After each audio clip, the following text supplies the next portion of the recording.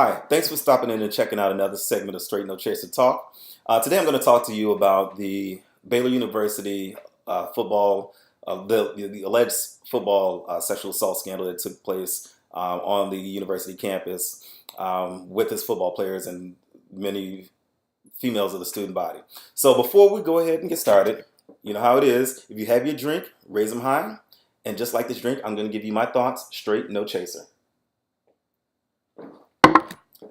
So for those of you that don't know, Baylor University is being investigated for alleged rampant sexual assault by its football players, current and former. There's a pending lawsuit with 52 alleged sexual assaults by the football team. They are being investigated under Title IX. In addition, the Big 12 Conference is allegedly withholding payments to the university pending the outcome of some of the things that are taking place. So I don't want to get into that. That's stuff that you can research online. What I do want to get into is the controversial comments that have been made by Baylor women's basketball coach Kim Mulkey. I'm going to read to you the transcript of her comments, and these were made after their last home game, in which Baylor University defeated Texas Tech, and Coach Mulkey had a chance to address the crowd. This is from the NBC Sports website. Again, the videos are online. You can check many of your major sports websites. You can Google it. But this is the transcript of her comments to the crowd. If somebody's around you and they ever say, "I will never send my daughter to Baylor," you knock them right in the face. Because these kids are on this campus. I work here. My daughter went to school here. And it's the best damn school in America. Now, her comments didn't sit well, and there were some other things that were said. Her comments didn't sit well with many people that were in attendance, in addition to some of the media that were there. So when given an opportunity to maybe clarify some things or address it in a different manner, instead of her being contrite, she doubled down on her statements.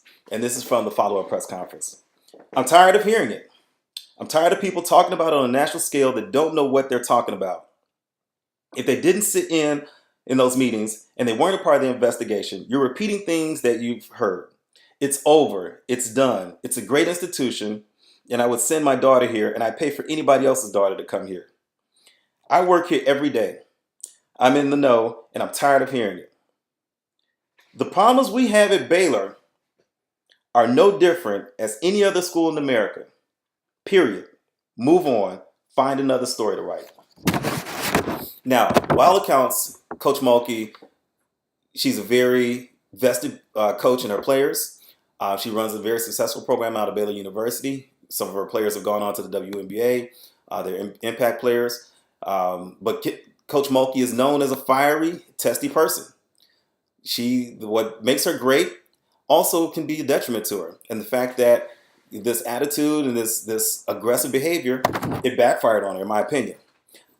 I think that personally what Coach Mulkey said is irresponsible. You are the leader of young women. There are sexual assault allegations that are being investigated by the athletic department, by the Big 12, by the NCAA. There's a lawsuit involved.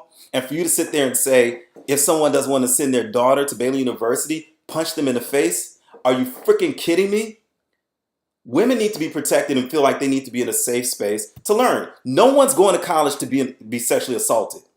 If someone doesn't feel comfortable with that based off of what they're seeing, based off of what they're hearing, again, perception is reality. And where there's smoke, there's fire, because allegedly there's something going on. 52 sexual assault, potentially 52 sexual assaults. And anyone who's ever dealt with a sexual assault victim knows that where there's one or two that come forward, you multiply that times 3 or 4 that don't come forward because they don't want to be viewed in the public in a negative way, because they don't want to have to relive the trauma that they go through. For you to sit there and say, it's over, it's done, period, move on, tell that to the sexual assault victim. Tell that to the young ladies who were forced into doing whatever, with whomever, and they didn't have control.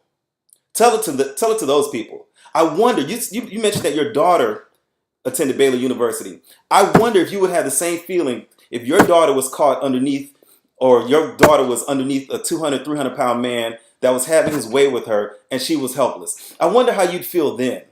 Kim Mulkey, you are out of line for this. And it is irresponsible as the leader of women. Those girls on that basketball team, they look up to you, and you did them a disservice. That is irresponsible of you. I want you to spend time, if you haven't already, spend time talking to victims of sexual assault, and let's see how your views change then. If you've ever had to deal with anyone that's been sexually assaulted, that's been raped, that's been forcibly penetrated, it is a very traumatic experience for them. It's not something that they just can easily get over and walk away from. Kim Mulkey,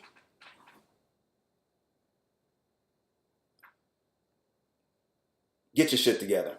You really screwed up on this one. And I hope and pray that you find it in your heart to really think about what you've done. If it were my daughter, I wouldn't send her to Baylor University, because guess what? She might get a great education, but the traumatic scars that she'll walk away with may not be replaceable. So those are my thoughts. Kim Mulkey, I have no words for you. Those are my thoughts. Straight no chaser.